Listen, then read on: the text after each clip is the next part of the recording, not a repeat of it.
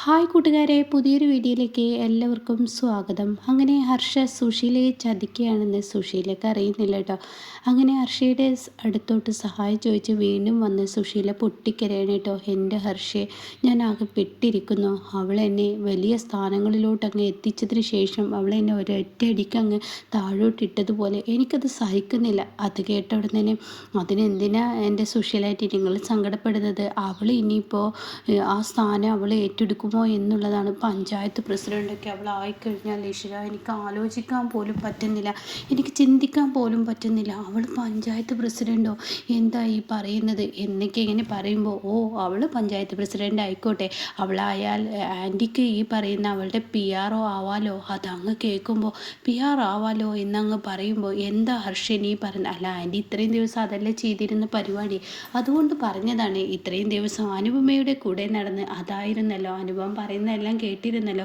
അത് കേട്ട ഉടനെ ഹർഷേ, നീ എന്നെങ്ങനെ കുത്തി നോവിക്കാതെ, എൻ്റെ ലക്ഷ്യം എന്താണെന്ന് നിൻ്റെയൊക്കെ കൂടുതൽ നിനക്കറിയാലോ. അവളുടെ ഒപ്പം നടന്ന് നേട്ടങ്ങൾ കൈവരിച്ച് പിന്നീട് അവൾക്ക് ശിക്ഷ കൊടുക്കാമെന്നൊക്കെ ഞാൻ കരുതിയത്. പക്ഷേ എൻ്റെ എല്ലാ കണക്ക് കൂട്ടലുകളും തെറ്റി ഹർഷേ. ഓ എൻ്റെ ഇങ്ങനെ വിഷമിക്കാതെ, ഒക്കത്തിനും വഴിയുണ്ട്. ഒരുപാട് ദിവസങ്ങളായി ഈ റൂമിൽ ഞാൻ ഇരിപ്പ് തുടങ്ങിയിട്ട്. ഇനി എനിക്കൊന്ന് പുറത്തിറങ്ങും, ഒന്ന് സ്വസ്ഥമായി പുറത്തിറങ്ങി ഒന്ന് ആൻറ്റിയോട് സംസാരിക്കണം. ആൻറ്റിക്ക് എന്നെ പുറത്തോട്ട് കൊണ്ടുപോകാൻ പറ്റുമോ? ഓ അതിനെന്താ ഹർഷേ, വാ എന്ന് പറഞ്ഞ് താങ്ങി പിടിച്ച് ഉമ്മറത്തോട്ട് കൊണ്ടുപോകാൻ കേട്ടോ. എന്നിട്ട് പറയാണ്, ആൻറ്റി എല്ലാത്തിനും പരിഹാരമുണ്ട്. എന്താ ഹർഷേ, ഒരു പരിഹാരവുമില്ല. അവൾ ഇനിയിപ്പോൾ എല്ലാവരും നിർബന്ധിച്ച് നാണമില്ലാത്ത കൂട്ടങ്ങൾ വീണ്ടും അവളാവില്ല, അവൾ നിൽക്കില്ല എന്ന് പറഞ്ഞ് വീണ്ടും അവളിലോട്ട് തന്നെ എത്തിയപ്പോൾ ഈ ആളുകൾക്കൊന്നും ഇത്ര ചിന്തയില്ലേ? നാണം വേണ്ടേ? അവളെ വീണ്ടും പഞ്ചായത്ത് പ്രസിഡൻ്റ് ആവാൻ ക്ഷണിക്കുന്നത് കാണുമ്പോൾ എനിക്ക് തന്നെ നാണം തോന്നി. അവൾ എന്നെ കാണിക്കാൻ വേണ്ടി ഞാനില്ല എന്നൊക്കെ അവൾ പറയും. പക്ഷേ കുറച്ച് ദിവസങ്ങൾ കഴിഞ്ഞാൽ അവൾ അത് തന്നെ ആവോ? പിന്നീട് എനിക്ക് താങ്ങില്ല ഹർഷ എന്ന് പറയുമ്പോൾ അത് ആൻറ്റിയുടെ കണക്ക് കൂട്ടലുകളാണ്. ഹർഷയ്ക്ക് നന്നായി അറിയുന്നതാണ് അനുപമ എന്ന സ്ത്രീയെ. അനുപമ ഒരു കാര്യം തീരുമാനിച്ചിട്ടുണ്ടെങ്കിൽ പിന്നീട് ആ വഴിക്ക് അനുപമ വരില്ല. അതാണ് അനുപമയുടെ പ്രത്യേകത. അങ്ങനെ ഒരു സ്വഭാവ ഗുണം അനുപമക്കുണ്ടെന്ന് പറയട്ടോ. ഇതങ്ങ് കേൾക്കുന്നതിനോടുകൂടി ഉടൻ തന്നെ, പിന്നെ നീ എന്താ പറഞ്ഞു വരുന്നത്? അവൾ പഞ്ചായത്ത് പ്രസിഡൻ്റ് ആവട്ടെ. എന്താ ഹർഷ ഈ പറയുന്നത്? അവളെ പഞ്ചായത്ത് പ്രസിഡൻ്റ് ആക്കി കഴിഞ്ഞാൽ പിന്നീട് ഉണ്ടാവുന്നത് എന്താ നിനക്കറിയില്ലേ? അതെ, അവൾ ഇപ്പം ആൻറ്റിയോട് ചെയ്തത് എന്താ? വലിയ ഉയരങ്ങളിലോട്ട് ആൻറ്റിയെ എത്തിക്കാം എന്നുള്ള വാഗ്ദാനവും തന്ന് ആളുകളുടെ ഇടയിലെല്ലാം ആൻറ്റിയാണ് ഇനിയിപ്പോൾ അടുത്ത തെരഞ്ഞെടുപ്പിൽ നിൽക്കുന്നതെന്ന് വരുത്തി തീർത്തിട്ട് ഇപ്പം ആൻറ്റിയെ പിടിച്ച് താഴോട്ടിട്ടില്ലേ? അതുപോലെ അനുപമയെ നമുക്ക് താഴോട്ടിടാം. അതെങ്ങനെ ആൻറ്റി, അതെങ്ങനെ എന്ന് സുശീല ചോദിക്കുകയാണ്. അത് കേട്ട ഉടനെ തന്നെ, എൻ്റെ ആൻറ്റി അതൊക്കെ ഇപ്പം ഞാൻ പറഞ്ഞു തരണം ആൻറ്റിക്ക്.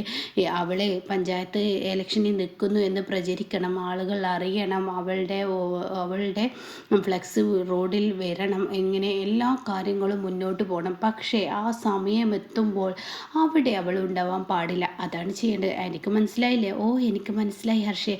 എന്തായാലും ഇപ്പോഴാണ് ഒരു നെടുവീർപ്പ് വിട്ടത് എന്ന് പറയുന്നുണ്ട് കേട്ടോ.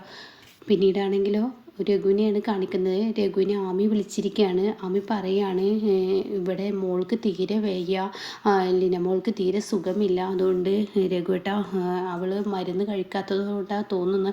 അതെന്താ മരുന്ന് കൊടുക്കാൻ മറന്നു പോയതാണ്? അതുകൊണ്ടൊന്നല്ല, മരുന്ന് തീർന്നു പോയിരിക്കുന്നു, കുറച്ച് കോസ്റ്റ്ലിയാണ്. രഘുവേട്ടന് ടൗണിൽ നിന്ന് അത് കൊണ്ടുവരാൻ പറ്റുമോ? അതിനെന്താ ലിസ്റ്റ് എൻ്റെ ഒരു വാട്സപ്പിലോട്ട് അയച്ചോളൂ എന്ന് പറയട്ടെ. അപ്പോഴാണ് അമ്പിളി അങ്ങോട്ടേക്ക് വരുന്നത് ചായയുമായി.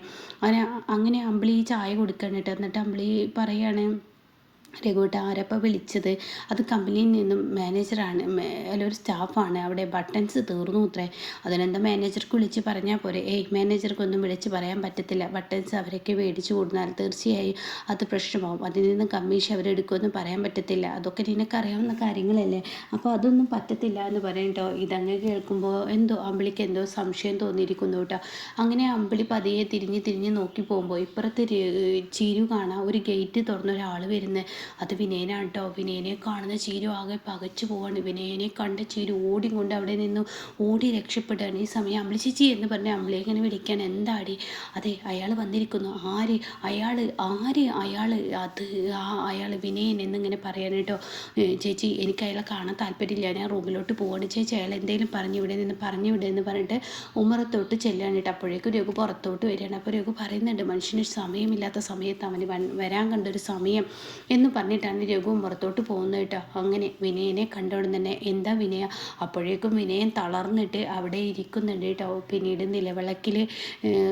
നിലവിളക്ക് കൊടുന്ന് വെക്കുമ്പോൾ ഒരു കിണ്ടി ഉണ്ടാവുമല്ലോ, അതിലുള്ള വെള്ളമൊക്കെ എടുത്ത് കുടിക്കണം. അങ്ങനെ വിനയൻ്റെ ആ കാട്ടിക്കൂട്ടൽ കാണുമ്പോൾ ഇവർക്ക് തന്നെ ഒരുതരം ദയനീയത തോന്നുകയാണ് കേട്ടോ. അങ്ങനെ വിനയൻ പറയണം, അതെ ഞാൻ വന്നത് രഘുവേട്ട എൻ്റെ മക്കളെയും ഭാര്യ. അപ്പോഴേക്കും രഘു പറയണേ നിൻ്റെ മക്കളും ഭാര്യയോ?